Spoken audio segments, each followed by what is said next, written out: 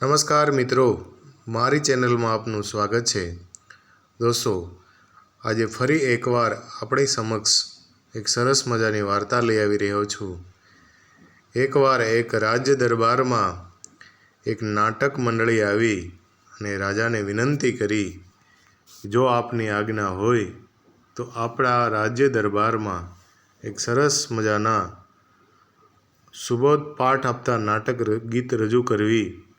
ત્યારે રાજાએ હા પાડી અને નાટક ચાલુ થયા।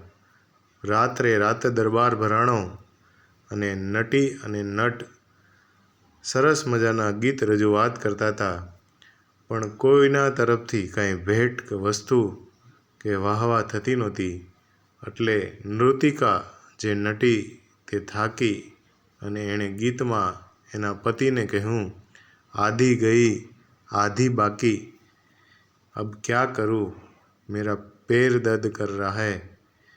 ત્યારે તેના પતિએ જવાબ આપ્યો, આધી ગઈ આધી બાકી वो भी जाएगी, नटी जरा और जोर से नाच और अच्छा गीत सुना।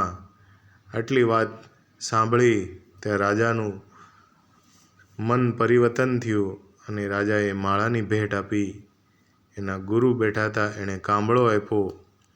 એની રાજકુંવરી હતી, એણે વીંટીની ભેટ આપી અને કુંવરે પણ તેના ગળામાંથી હાર કાઢીને ભેટ આપી।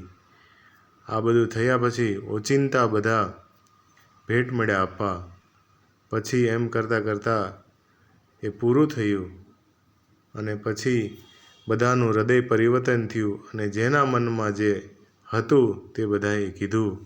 કેમ કે રાજા ચિંતાને કારણે રાજગાદી નહોતા છોડતા અને રાજકુંવર ગાદી નહોતી મળતી એટલે ચિંતામાં હતા। રાજકુંવરણી પરણવા લાયક થયા છતાં તેના પિતા પરણાવતા નહોતા અને ગુરુ આખી જિંદગી ગુરુ પણ કર્યું પણ ભગવાન એને મળતા નહોતા।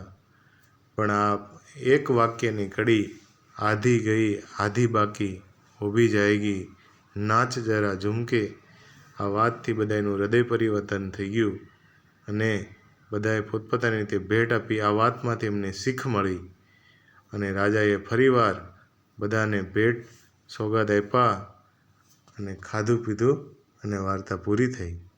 જય હિન્દ, નમસ્કાર।